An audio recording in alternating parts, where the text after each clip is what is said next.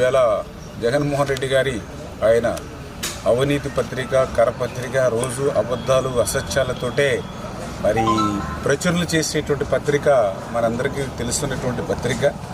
మరి ఈరోజు కూడా ఏదైతే వెలిగొండ ప్రాజెక్టు మీద మళ్ళీ మాట్లాడుతూ ఉంటే చాలా ఆశ్చర్యం కలుగుతున్నటువంటి పరిస్థితి.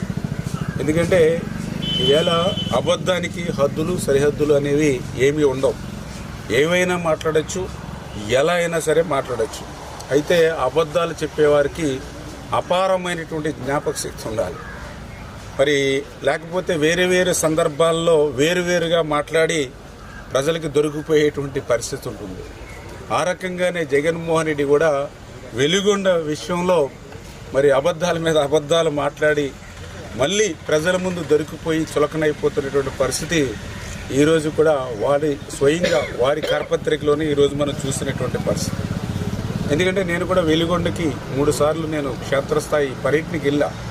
అక్కడుండేటువంటి రైతులతోటి, అక్కడుండే అధికారులతోటి, ఏజెన్సీలతోటి మాట్లాడే అక్కడుండేటువంటి వాస్తవ పరిస్థితులు ఏవైతే ఉన్నాయో అవే మనం ప్రజలకి, రాష్ట్రానికి తెలియజెప్పినటువంటి పరిస్థితి. దాని మీదే వెలిగొండ ప్రాజెక్టు గురించి నేను మాట్లాడినటువంటి పరిస్థితి.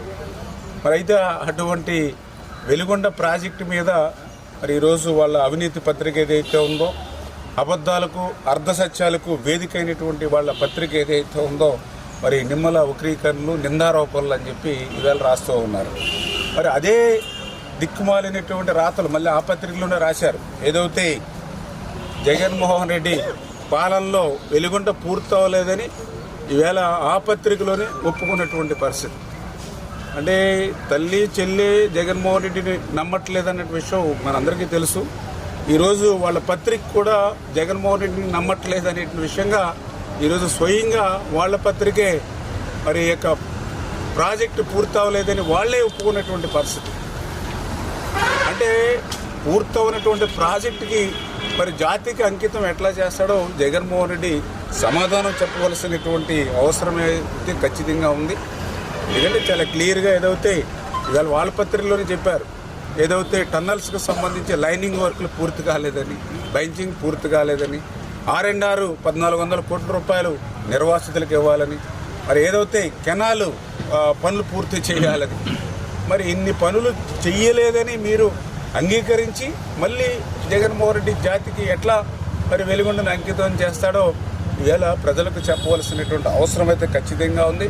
అందుకే నేను జగన్మోహన్ రెడ్డిని కూడా సవాల్ చేస్తూ ఉన్నా, ఏదైతే వెలిగొండ ప్రాజెక్టు మీద మీరు ఎప్పుడంటే అప్పుడు వస్తే నేను స్వయంగా అక్కడ మీరు చేసినటువంటి పనులు ఏవైతే అసంపూర్తిగా ఉండిపోయో అవి చూపించేటువంటి బాధ్యత నాది. ఎందుకంటే ఎవరిది అబద్ధాల బతుకో, ఎవరిది వాస్తవాల బతుకో ఒక్కసారి వెలిగొండకి జగన్మోహన్ రెడ్డి వస్తే చూపిస్తాం.